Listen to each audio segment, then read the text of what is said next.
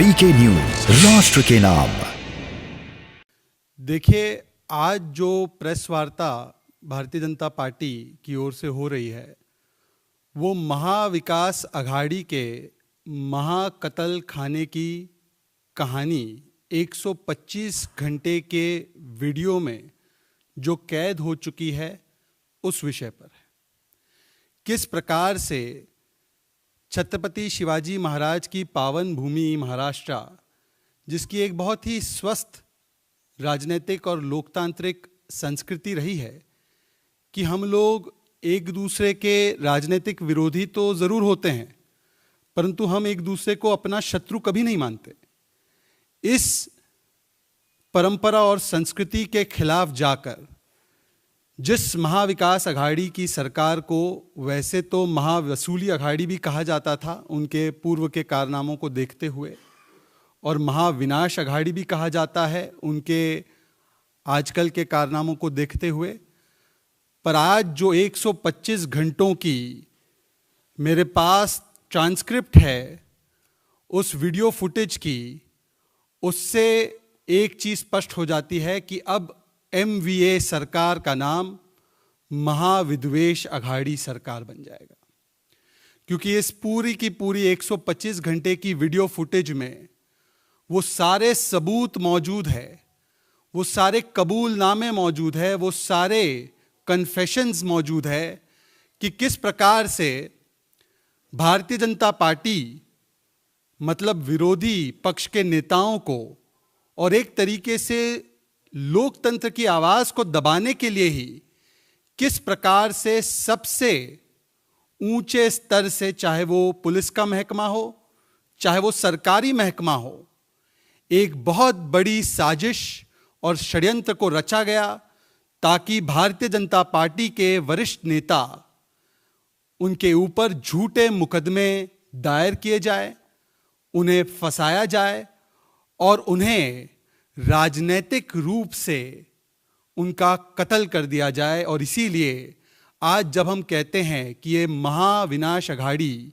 महाविद्वेष अघाड़ी की महाकत्ल खाने की कहानी है, तो वो इसीलिए कहते हैं ताकि विपक्ष के नेताओं की, जिसमें गिरीश महाजन जी थे, देवेंद्र फडणवीस जी थे, सुधीर मुंगंटीवार जी थे और बहुत सारे भारतीय जनता पार्टी के नेता, हमारे महाराष्ट्र के भारतीय जनता पार्टी के अध्यक्ष चंद्रकांत पाटिल और अन्य नेताओं के खिलाफ किस प्रकार से साजिशें रची गई। ये 125 घंटे की जो फुटेज है, इसको क्योंकि वहां पर विधानसभा अभी चल रही है, तो एक जिम्मेदार पक्ष होने के नाते महाराष्ट्र के यशस्वी पूर्व मुख्यमंत्री और अभी हमारे भारतीय जनता पार्टी के नेता प्रतिपक्ष ने, देवेंद्र फडणवीस जी ने, इस पूरे मामले को कल विधानसभा में 1 घंटे तक उठाया है। सिलसिलेवार तरीके से, बिंदुवार तरीके से एक एक बात को प्रमाण के साथ रखा है और इस सारे सबूत को, जिसे मैं आपको कुछ देर में पढ़कर सुनाऊंगा और आप चौंक जाएंगे जब आप सुनेंगे इसमें किस प्रकार की बातें की गई है, और ये सारा वीडियो पर है।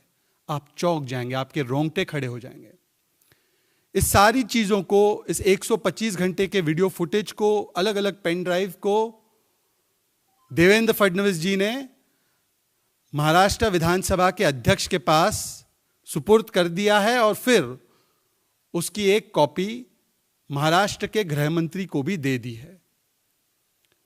मैं आपको बताना चाहता हूं, आपको डिटेल में पढ़कर सुनाऊं उससे पहले, कि इसमें क्या क्या निकल कर आया है। ये जो 125 घंटे की फुटेज है, ये क्योंकि मराठी में है और मराठी भाषा में ये सारी रिकॉर्डिंग हुई है, और जो व्यक्ति है, जो इसके मुख्य किरदार है, जिनका नाम है प्रवीण पंडित चौहान, ये बहुत अहम नाम है, इसको दर्ज करके रख दीजिए।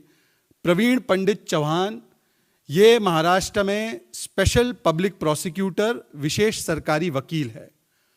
और किस प्रकार से ये स्पेशल पब्लिक प्रोसिक्यूटर परसिक्यूटर बन गए, किस प्रकार से उनका दफ्तर एक अड्डा बन गया साजिशों का, षड्यंत्रों का, किस प्रकार से पुलिस के अलग अलग लेवल के अधिकारियों के साथ और महाविद्वेष अघाड़ी के मंत्रियों के साथ मिलकर भारतीय जनता पार्टी, मतलब वहां की विपक्ष, मतलब लोकतंत्र की आवाज को दबाने के लिए झूठे केस कैसे दर्ज करने हैं, किस प्रकार से फॉल्स एविडेंस प्लांट करना है, किस प्रकार से ड्रग्स का भी मामला इसमें लाना है ताकि मकोका लगाया जा सके, किस प्रकार से फर्जी केस बनाने हैं, किस प्रकार से रेड करवानी है, रेड करवाने के लिए पुलिस को सूचना देनी है कैसे रेड करनी है, रेड करने से पहले होटल रूम बुकिंग करनी है तो कैश में कैसे करनी है, कौन उसकी पेमेंट करेगा, ये तमाम सूचनाएं देना और एफआईआर भी दर्ज करवाना, खुद स्पेशल पब्लिक प्रोसिक्यूटर,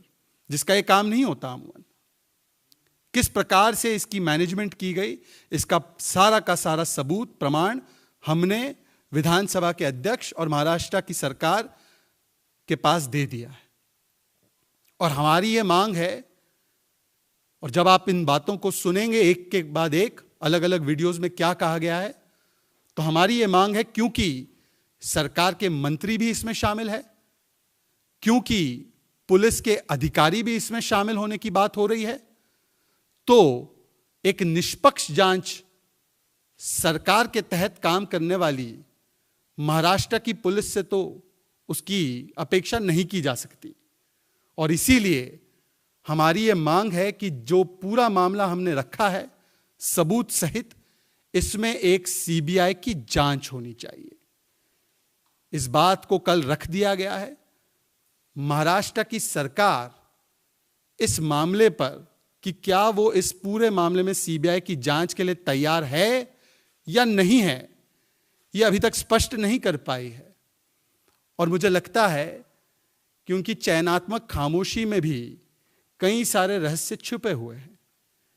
अगर आपकी नाक और कान के नीचे ही सारा कुछ चलता रहा तो जाहिर सी बात है कि आपकी मौन स्वीकृति या आपकी जाहिरी तौर से स्वीकृति तो इसमें रही होगी। मैं आपको बताना चाहता हूं कि पहला मामला जिसके बारे में मैं बात करना चाहता हूं वो क्या है। गिरीश महाजन जी, जो पूर्व में मंत्री भी रहे हैं महाराष्ट्र की सरकार में भारतीय जनता पार्टी की ओर से, उनके ऊपर उनके और उनके सहयोगियों के ऊपर एक एफआईआर दर्ज करवाई जाती है। संस्थान को लेकर एक मामला है जिसमें आरोप यह लगाया जाता है कि गिरीश महाजन जी ने धमकी दी थी, किसी को, दूसरे गुट के व्यक्ति को धमकी दी थी, यह आरोप लगाया गया था। इस एफआईआर को, इस केस को ट्रांसफर किया जाता है और इस केस के बारे में, जिसमें अब गिरीश महाजन जी को बॉम्बे हाईकोर्ट से रिलीफ मिल चुकी है, बॉम्बे हाईकोर्ट ने पुलिस को कहा है कि इसमें कोई भी कोअर्सिव एक्शन नहीं लिया जाएगा। इस मामले में जो संवाद होता है वीडियो के माध्यम में जो दिखाई देता है, मराठी में है, तो मैं आपको इसका हिंदी में अनुवाद करके बताऊंगा कि संवाद जो ये स्पेशल पब्लिक प्रोसिक्यूटर है चौहान, वो किस प्रकार का संवाद कर रहे हैं और किन किन लोगों से वो संवाद कर रहे हैं, ये भी आपको पता चलेगा। प्रवीण पंडित चौहान कहते हैं या दिखाई देते हैं एक वीडियो में कहते हुए कि किस प्रकार से मकोका लगाना है इस केस में, जिसमें मकोका का कोई लेना देना नहीं है, ड्रग्स का कोई लेना देना नहीं है। ड्रग्स का व्यापार करता है, ये वो बताएगा क्या, ये उनकी बातचीत चल रही है कमरे में जो रिकॉर्ड हो रही है, जिसका वीडियो हमने दिया है, 125 घंटे की फुटेज। ऐसा बताया तो मकोका लगेगा। एक और वीडियो है जिसमें कहते हैं वो गिरीश महाजन जी का नाम लेने को तैयार तो है ना, एक छोटा जवाब तैयार करता हूं, वो माफी का गवाह बनने के लिए तैयार है क्या? ड्रग्स का नाम लिया तो मकोका सही बैठता है और ड्रग्स बरामद होना ही चाहिए, ऐसा कहां है? बरामद किए तो गुनेगार है, ऐसा नहीं है, सिर्फ शक तैयार करना ही काफी है। ये स्पेशल पब्लिक प्रोसिक्यूटर किस प्रकार से गिरीश महाजन जी को, भारतीय जनता पार्टी के विधायक को फंसाने की साजिश रच रहे हैं। एक अलग मामले में ड्रग्स का मामला उसमें डालकर, मकोका लगाकर किस प्रकार से उनको फिर प्रताड़ित किया जा सकता है, उसका प्रमाण नंबर 1 मैंने आपके सामने पेश किया है। एक और वीडियो है जिसमें स्पेशल पब्लिक प्रोसिक्यूटर कहते हैं कि अजीत पवार सपोर्ट नहीं करते। अजीत पवार मंत्री है, सरकार के मंत्री है, वो कहते हैं अजीत पवार सपोर्ट नहीं करते, लेकिन बड़े साहब सब देख रहे हैं, बड़े साहब सब देख रहे हैं, कोई अच्छा अधिकारी है क्या? 4-5 अच्छे अधिकारी होंगे तो उनका नाम मुझे दो ऐसा उन्होंने मुझसे कहा। ये अजित पवार के विषय में ये बात कर रहे हैं। फिर उन्होंने कहा एक और वीडियो में, सारे जवाब मैंने लिखकर दिए थे, लेकिन उन्होंने सब खो दिए हैं और पूरा मामला बेकार कर दिया है। साहब ने डीजी से पूछा है कितनी मीटिंग हुई, साहब ने डीजी से पूछा है कितनी मीटिंग हुई, सीपी को रात भर बैठा कर रखा। साहब यशवंतराव चव्हाण प्रतिष्ठान में मौजूद थे। मैं पीछे के दरवाजे से अंदर गया, ये चव्हाण बोल रहे हैं, मैं पीछे के दरवाजे से अंदर गया, उन्होंने फोन लगाया, मैं गाड़ी में बैठा और तुरंत डीजी का फोन आया। सीएम अजित दादा, वलसे पाटिल, डीजी भी थे, सीपी भी थे। सीपी को रात भर बैठा कर रखा, फिर सीपी को फोन पर फोन आने लगा, सब कुछ नेगेटिव था। मैंने कॉपी सौंपी, अंत में साहब से कहकर मैंने अधिकारी को बदलवाया। अनिल देशमुख होते, सुनिए इस बात को, अनिल देशमुख होते तो फायदा हुआ होता। ये स्पेशल पब्लिक प्रोसिक्यूटर कह रहे हैं। प्रवीण चव्हाण आया तो उसे एंटी चेंबर में बैठाओ, साहब को ऐसा आदेश था, साहब का ऐसा आदेश था। मेरे बिना तो अनिल देशमुख का पता भी नहीं हिलता था, पत्ता भी नहीं हिलता था। ये इस प्रकार से अनिल देशमुख किस प्रकार से काम करते थे, वो पूर्व गृह मंत्री रहे हैं महाराष्ट्र के, उनके बारे में क्या कह रहे हैं स्पेशल पब्लिक प्रोसिक्यूटर, वो आपके सामने। फिर वो कहते हैं गिरीश महाजन जी के केस के विषय में, चाकू को खून लगा के रख देते हैं और उसको जब्त कर लेते हैं। एक चाकू खरीद कर चर्चा के दौरान वहां फेंक देना चाहिए। जब्त करने के लिए और क्या चाहिए? ये किस प्रकार से एविडेंस प्लांट करना है गिरीश महाजन जी के केस में, ये चाकू को लेकर किस प्रकार से इंस्ट्रक्शन दी जा रही है स्पेशल पब्लिक प्रोसिक्यूटर के द्वारा, ये आपके सामने है। और ये सारी प्लानिंग किस प्रकार से हो रही थी, वो भी आपको मैंने पिछले वीडियो के माध्यम से, उसके ट्रांसक्रिप्ट के माध्यम से बताया है। गिरीश महाजन इस मामले में नहीं फंस रहे हैं। सीपी को निकालने के अलावा और कोई पर्याय नहीं है। डीजी को मिलने वाले हैं, नाम नहीं ले रहे हैं। ये उनकी बातें चल रही हैं कि कैसे गिरीश महाजन को फंसाना जरूरी है। साहब को फोन करके मीटिंग बुलाई, मकोका के लिए सुनने को तैयार नहीं है। ये एक और वीडियो चल रहा है जिसमें वो बात कर रहे हैं। एक दिन में एफआईआर ड्राफ्ट करके दिया, वो कह रहा है मैंने एक दिन में एफआईआर ड्राफ्ट करके दे दी। आपको पता है कि स्पेशल पब्लिक प्रोसिक्यूटर जो होता है वो पुलिस के बनाए हुए केस को, उसका पक्ष रखता है कोर्ट में। खुद एफआईआर ड्राफ्ट करने का काम ये स्पेशल पब्लिक प्रोसिक्यूटर का नहीं होता। अलग अलग उनके विभाग होते हैं, अलग अलग उनकी पावर्स होती है। और इस प्रकार से स्पेशल पब्लिक प्रोसिक्यूटर किस प्रकार से एफआईआर दर्ज करवाने की बात और लिखने की, ड्राफ्ट करने की बात कर रहा है, वो आपके सामने है। खुद से पढ़कर मैंने धाराएं लगाई, कई धाराएं लगाई, लेकिन उन्होंने कई पैराग्राफ गायब कर दिए। तो किस प्रकार से ये मैनेज किया जा रहा था? एफआईआर ड्राफ्ट की जा रही थी, उसको फिर दिया जा रहा था, फिर कुछ पैराग्राफ और कलम जो सेक्शन है उसको रखे जा रहे थे, कुछ हटाए जा रहे थे। अलग वीडियो में बोलते हैं, ऐसे कई वीडियोस है, तो मैं आपको मेन वीडियोस की बातें बता रहा हूं। ये सारी मराठी में बातचीत हो रही थी। गिरीश महाजन का नाम डालो, ये प्रोसिक्यूटर कह रहे हैं। मैं जवाब तैयार करता हूं, आगे क्या बोलना है, स्टेटमेंट में क्या डालना है, ये सब निर्देश दे रहा हूं। भोईटे जाएगा, वो एक पक्ष है इस पूरे मामले में। भोईटे जाएगा, वह अपना आदमी आएगा और सामान रख देगा। किसके पास से क्या जवाब लेना है यह भी समझा दिया है। अब एक वीडियो है जिसमें कि स्पेशल पब्लिक प्रोसिक्यूटर बैठे हैं एसपी के साथ और उनके बीच में यह बातचीत चल रही है। और बातचीत कैसी चल रही है, किस प्रकार से रेड करवाने के विषय में चल रही है। होटल का बिल मत दो, ये कह रहे हैं कि होटल का बिल मत दो, 10,000 दिया है, वहां अपना आदमी रखो।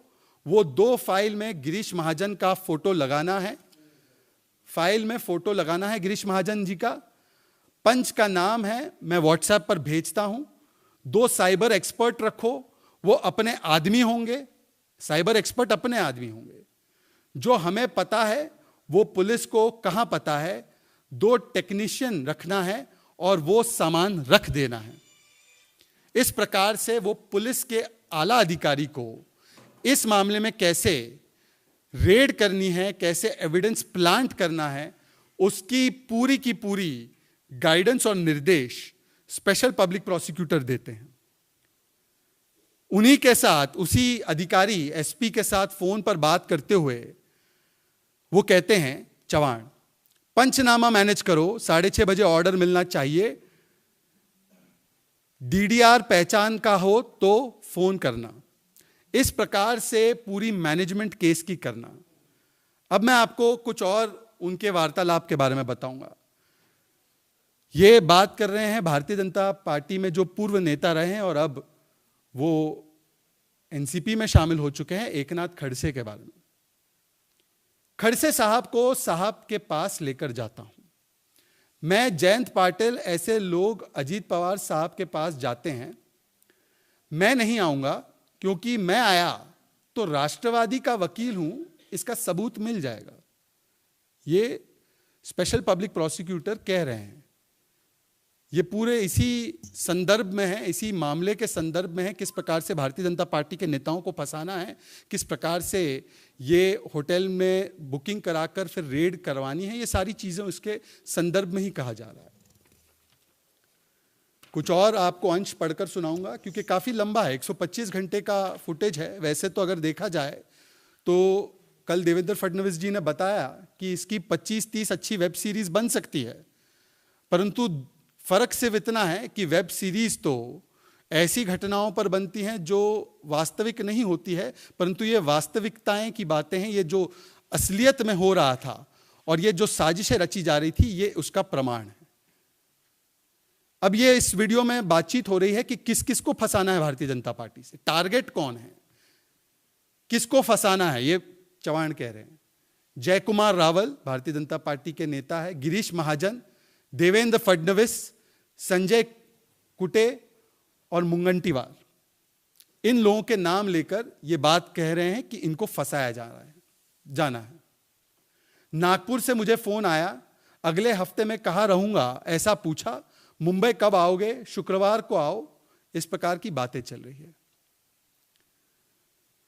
उसके अलावा एक वीडियो में बात चल रही है कि उनको पता भी नहीं था कि गिरीश महाजन जी उस समय पुणे में थे या नहीं थे, तो वो आरोप सिद्ध हो या सही, उनका जो आरोप लगाना है वो सही लगे, इसलिए उन्होंने ये बात की। गिरीश महाजन पुणे में कब आए वो जानकारी हमने मंत्रालय से निकाली है। अनिल देशमुख डरते नहीं हैं, उनको टारगेट दिया तो वो करते हैं। ये अनिल देशमुख के बारे में बोल रहे हैं। अनिल देशमुख डरते नहीं हैं, उनको टारगेट दिया तो वो करते हैं। जयंत पाटिल खड़से के अच्छे संबंध है, उन्होंने सीधे कहा था कि चव्हाण आए तो उसे देख लो। फडणवीस गया मतलब फडणवीस को अगर टारगेट कर दिया गया तो एक विधानसभा अनिल देशमुख के लड़के के लिए खाली हो जाती। एक स्टेज के बाद बहुत पैसा लगता है। टारगेट कौन कौन है उसी संदर्भ में फिर और आगे बात हो रही है। देवेंद्र फडणवीस, गिरीश महाजन, जयकुमार रावल, सुधीर मुंगंटीवार, चंद्रकांत पाटिल, चंद्रशेखर बावनकुले, फाइलें तैयार है और अपने टारगेट हैं। फिर एक साहब के बारे में बात की जा रही है। साहब कभी पिक्चर में नहीं आते, वो किसी को घर पर बुलाकर बताते हैं, सीधा फोन करेंगे तो पुलिस स्टेशन की डायरी में बिना मतलब का दर्ज हो जाएगा। लेकिन साहब को इन सब को समाप्त करना ही है, यह बहुत महत्वपूर्ण है। आप सुनिए इस बात को। देवेंद्र फडणवीस और गिरीश महाजन को तो 1,01% समाप्त करना है। गिरीश महाजन और देवेंद्र फडणवीस को तो अटकाएंगे ही, कैसे भी करके अगले साल तक इनको हटाना ही है, मतलब फडणवीस खत्म। ये इस प्रकार की बातें हो रही है और इस प्रकार की प्लानिंग सर्वोच्च सरकार के जो कर्ता धर्ता है उनके आशीर्वाद के साथ स्पेशल पब्लिक प्रोसिक्यूटर के दफ्तर में, जो कि एक अड्डा बन चुका है महाकतल खाने का, उसमें ये सारी बातें की जा रही है। कुछ और दिलचस्प बातें भी हैं जो बातें चलती हैं, केवल इस केस के बारे में नहीं, और अनिल देशमुख के बारे में कुछ बातें जिसको मैं कहता हूं कि जो कन्फेशन, आखिरी कन्फेशन की जरूरत है, वैसे तो अनिल देशमुख अभी भी जेल में है, उनको कोर्ट से रिलीफ नहीं मिली है, परंतु जिस विषय के लिए वो जेल में है उसके बारे में भी क्या बात की जाती है वो जरा सुनने लायक है। वीडियो में कहते हैं अनिल देशमुख जी ने तो ट्रांसफर में पैसे कमाए, ये स्पेशल पब्लिक प्रोसिक्यूटर कह रहे हैं और ये सरकार के मुलाजिम हैं। अनिल देशमुख जी ने ट्रांसफर में पैसे कमाए 100 करोड़ से भी ज्यादा, कम से कम 250 करोड़, सिर्फ ट्रांसफर में ही नहीं, गाड़ी की खरीदारी में भी, निर्माण कार्य का भी टेंडर, ऐसे कई रास्ते हैं। 2 साल में कम से कम 250 करोड़ रुपए कमाए हैं। क्या लगता है मुंबई में तो 100 बड़े बिल्डर हैं, हर एक ने 2-3 करोड़ दिए तो 200-300 करोड़ बड़े आसानी से जमा हो जाते हैं। बिल्डर के लिए 2 करोड़ की रकम कोई बड़ी बात नहीं है। यह बात तो तय है कि अनिल देशमुख हमारे काम आ सकते थे। मैं साहब का आदमी हूं, लेकिन मैं फोटो नहीं रखता, संबंध नहीं दिखाता हूं, कभी स्टेटस भी नहीं रखता हूं, परंतु अनिल देशमुख के जो काले कारनामे थे उसके विषय में भी सरकार के स्पेशल पब्लिक प्रोसिक्यूटर क्या कह रहे हैं वो आपके सामने है। इसके अलावा आखिरी अंश कुछ सुनाता हूं और फिर अपनी बात को मैं समाप्त करूंगा। देखिए, वीडियो में बातचीत की जा रही है और ये कहा जा रहा है कि राजनीति करनी है तो सीपी, ईओडब्ल्यू ये सभी अपने होने चाहिए।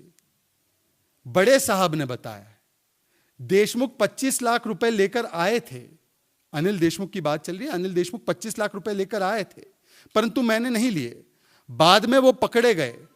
25 लाख में अपनी गाड़ी आ जाती, वो खुद दे रहे थे, फिर भी हमने नहीं लिया। नसीब कैसा है देखिए, लेकिन उसका दुख नहीं है, हमारे ही आदमी है, वो इंसान चाहिए था, वो इंसान होना चाहिए था। इस प्रकार से स्पेशल पब्लिक प्रोसिक्यूटर बात कर रहे हैं। एक और भी दिलचस्प मामला है जिसके विषय में स्पेशल पब्लिक प्रोसिक्यूटर बात करते हैं और ये कोर्ट को लेकर बात कर रहे हैं, छगन भुजबल के मामले में। जज छगन भुजबल जी को पैसे लेकर छोड़ दिया, यह बहुत गंभीर आरोप है। यह स्पेशल पब्लिक प्रोसिक्यूटर महाराष्ट्र सरकार के ये कह रहे हैं और इतना बड़ा आरोप लगा रहे हैं न्यायालय पर कि जज छगन भुजबल जी से पैसे लेकर उन्हें छोड़ दिया। मुंबई में एक वकील है जिसके बारे में वो बात कर रहे हैं, जज मैनेज करना इतना ही उसका काम है। 1 करोड़ तय हुआ था, 50 लाख वो रखती है और 50 लाख देती है। गिरीश महाजन की फाइल थी, वो आगे देनी चाहिए।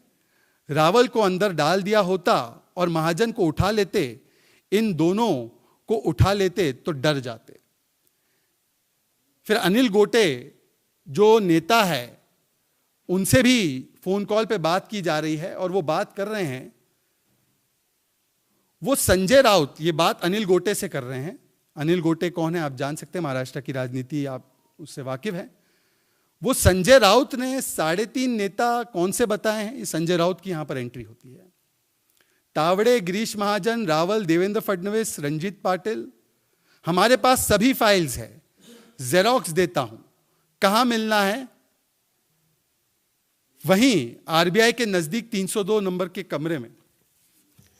तो इस प्रकार से ये बातें चल रही है और इसमें अगर आप आगे जाएंगे, ये 125 घंटे का फुटेज देखेंगे तो रश्मि शुक्ला के मामले में भी किस प्रकार से उनको फंसाना है उसके बारे में भी, कॉल पे क्या बातचीत हो रही है, वीडियो में क्या बातचीत हो रही है, जो इस पूरे मामले के वकील है एमडी पाटिल, उनके साथ उसका भी इसमें कन्फेशन है।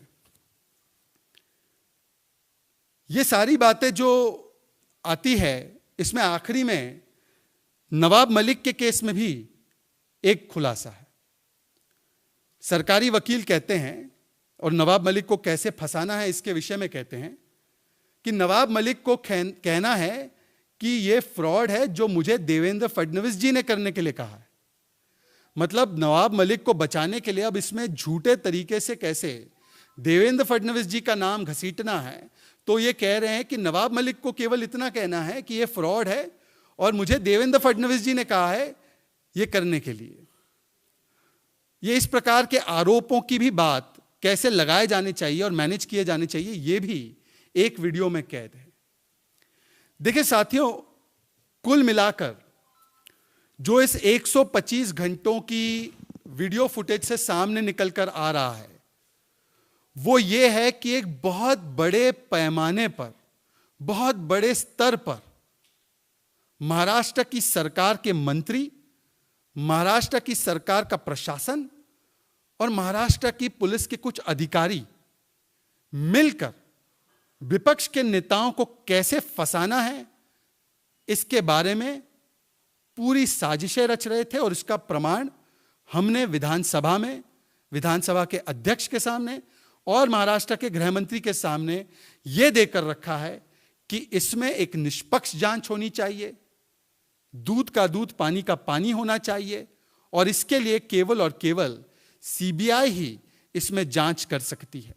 इसके पहले भी महाराष्ट्र की सरकार ने, जो मौजूदा सरकार है, किस प्रकार से पुलिस का गलत इस्तेमाल वसूली के लिए किया है, पुलिस का इस्तेमाल कुछ पत्रकारों को टारगेट करने के लिए किया है, पुलिस और प्रशासन का इस्तेमाल कुछ अन्य लोगों को टारगेट करने के लिए जो उनके समर्थन में नहीं है उनको करने के लिए किस प्रकार से किया है, किस प्रकार से प्रताड़ित करने के लिए अवैध और अलग अलग तरीके के हथकंडे अपनाए गए हैं। यह बात अलग अलग समय पर महाविकास आघाड़ी की सरकार ने आपके सामने आपको दिखाया है।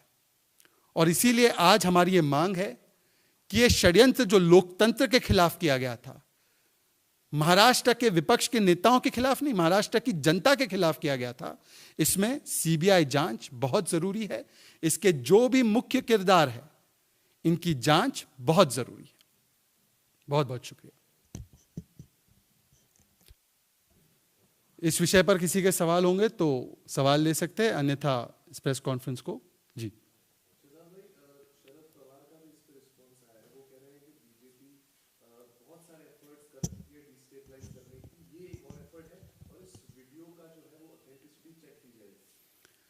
देखिए ऐसा है कि आज जो इस पूरे स्टिंग ऑपरेशन पर और खुलासे पर जिसको विधानसभा में रखा गया है उस पर अपनी प्रतिक्रिया दे रहे हैं, तो मुझे लगता है इससे तो एक चीज साबित हो जाती है कि चोट कहां लगी है और दर्द किसको हुआ है वो तो पहले सामने निकल कर आ रहा है। ये वो लोग हैं महाविकास आघाड़ी के जिन्होंने बिना एक भी सबूत के, एक भी प्रमाण के, हर रोज संजय राउत से लेकर अलग अलग इनके नेता ये आरोप लगाते हैं कि केंद्रीय एजेंसी उनको टारगेट कर रही है। नवाब मलिक के भी मामले में लगाया है कि केंद्रीय एजेंसी हमें टारगेट कर रही है। हालांकि नवाब मलिक के मामले में तो पीएमएलए कोर्ट ने उन्हें जेल में डाला है, फिर रिमांड बढ़ाई है और अब जुडिशियल कस्टडी में है। पर जिस मामले में सबूत सहित हमने अपनी बातों को और आरोपों को रखा है उसमें निष्पक्ष जांच की मांग करने से क्यों कतरा रही है महाराष्ट्र की सरकार?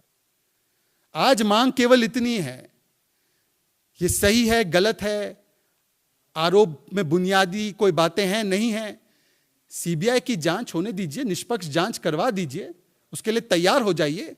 दूध का दूध, पानी का पानी सब निकलकर सामने आ जाएगा।